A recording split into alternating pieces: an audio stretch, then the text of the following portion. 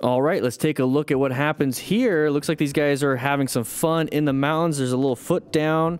I've been hearing some people say that doesn't mean what I think it means. I think it means that there's road surface hazards there, but some people are saying something a little different. So they're doing pretty good body angle, lots of speed though. Okay, our luck's gonna run out. There's an intersection sign coming up. Got a little front tires. Ooh, okay. This is too much for me. Too much for me. I enjoy the view. Hey, sharp right turn, sharp left turn coming up ahead, and we didn't do too well. Okay. Okay, stay there, stay there. So this is his point of view. Sharp right, sharp left. Saw 25 mile an hour recommended. Applied the brakes as best we could. Head hit the ground.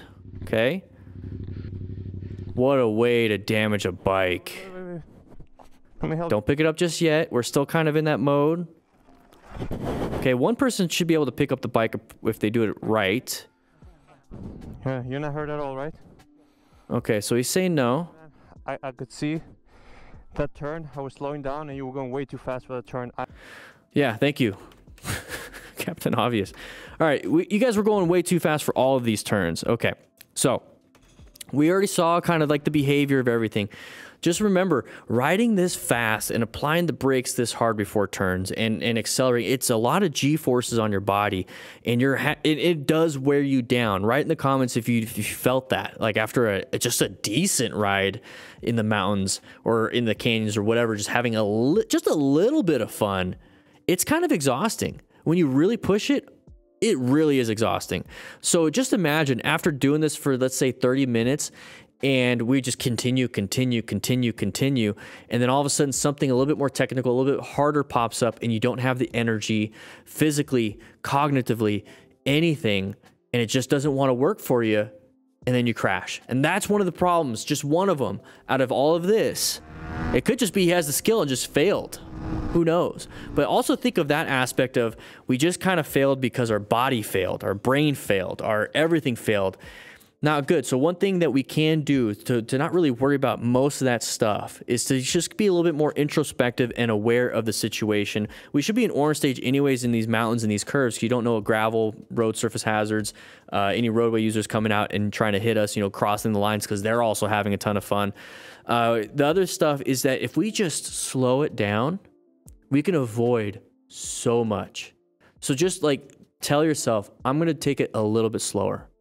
Next time you go out in the mountains, just say, I'm going to go the speed limit. And just see how it feels. Who knows? Who knows? Just force yourself to do the speed limit. There's going to be times where you don't want to.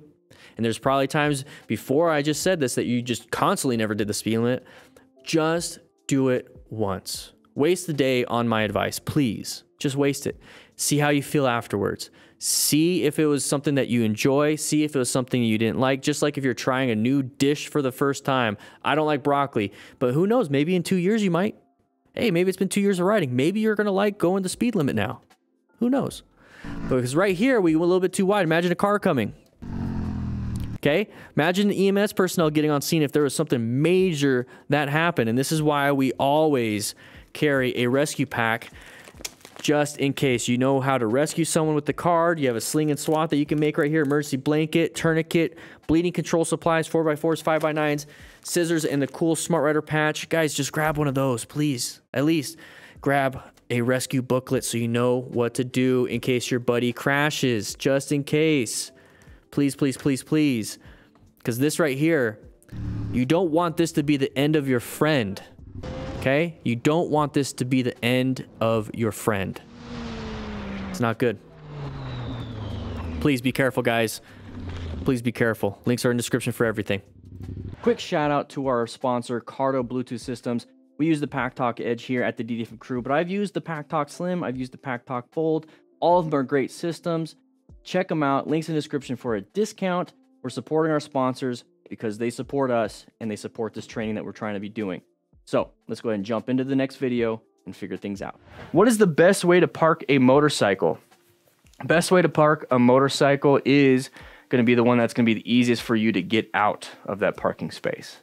Okay, so it's pretty easy to kind of come up to a parking space and be like, oh, boom, parked right in. Just nosed right in, done. But exiting out, it might be a little bit harder.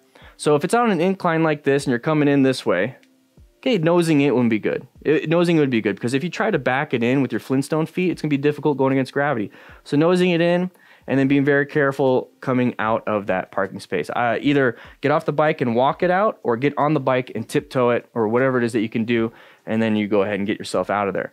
If it's like this, boom, and we're coming in like this, you might want to just back it in, because then you can use the power of the motorcycle to get yourself out. Backing in, using gravity to kind of go back, it can start picking up speed. So if you need to, go ahead and walk it. I like to walk on the right side. Be very careful with the exhaust burning your legs, but walking on the right side gives you that opportunity to hold that front brake while you're moving back, just in case you need to squeeze it a little bit to slow it down and then catch yourself, because it could just take off on you. Make sure you guys are paying attention to how you can get out versus how you can get in, okay? Getting out is the biggest one. Make sure you put that side stand down. If you have a center stand, that's great, but make sure you can get out of that parking space. All right, let's take a look at this video right here. Same person from Sao Paulo. All right, we got a green bug right here, kind of moving back into a different lane because this guy's going too slow. And there is the crossover into our lane. Not something we want to see when we're out riding. Okay, so we're over here in the right lane. Person's going too slow for us. We're going to switch in the left lane. Ah, they switched in the left lane too. So now what we're going to do is we're going to switch back to the right lane. And we're good, right? Okay, we're kind of close. Our space cushion, look at that. It's not very good. We're kind of in their blind spot. This person doesn't seem to be driving. They're just kind of going where they want to go. And when those kinds of drivers aren't riding defensively, they're just riding, or they're driving just like, hey, this is where we're going. And if people need to move out of the way. So right here, we cross that line. So what we need to be doing, okay, let's go back just a little bit right here. I want you guys to see something real quick. Okay, we're in the left. Okay, there's the center and there's the right. Okay, left, center, right. We're right here. Now, this person's going to cross over and keep going. Okay, so I want you guys to think of that. So if this person crosses over the left, we need to cross over to the center. If this person crosses over the center, we need to cross over to the right. If this person crosses over to the right, we need to cross over into a different lane. Okay, we're constantly moving, but what I like to do is, instead of just being like one for one, if this person crosses over here and I'm right here, I'm just going to go all the way. I'm just going to go all the way, because who knows? Who knows? Who knows if they stop right here? I don't know. I don't want to be right here when they do.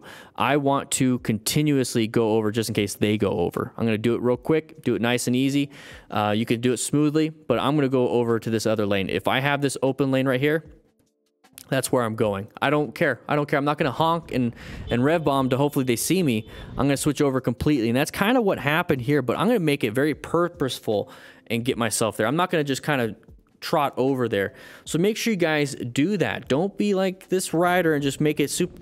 I don't want to say don't be like this rider. Be like this rider because he's actually seeking out and recognizing it was a hazardous situation. I'll give him that. I'm sorry. But be very careful when it comes to just slowly moving things, because this could have been a real crash. It is a close call. Close calls turn into crashes. A close call could have been a crash. Why it wasn't in a crash? That should be telling you, reflect on it, reflect on it. And that's what we're doing with these after action reviews. We're trying to figure out what happened during these situations. All right, guys? All right, everybody, we're going to be looking at a little bit of craziness during this thing in Sao Paulo. Okay, lots of pedestrians, lots of roadway users and surface hazards. Whoa, there's a door. Swerve. Good job with that perception and reaction speed. Very good. We're in orange stage, prepped and ready, looking for escape routes. Remember, we're planning our ride. We're positioned for safety, locating these hazardous situations, assessing if it's a relevant threat, and immediately navigating in case it was. So right now, we're in orange stage. Okay, we're in orange stage. We're kind of prepped and ready. We're looking for things. We're looking for escape paths. Our gut is telling us something, something, something, something. And then all of a sudden, we see this. Oh, we're going in red stage. We're navigating this active threat. What can we do? We're already in the middle of a turn. We got to do something quick. There's that swerve. That's as best you could do. Best as you could do. Imagine hitting that, though. Oof. Great job on this rider. Smart rider, at least from what I've seen in just in this quick 5-second clip. Very, very, very good. Practice, practice, practice. Just swerves, everybody.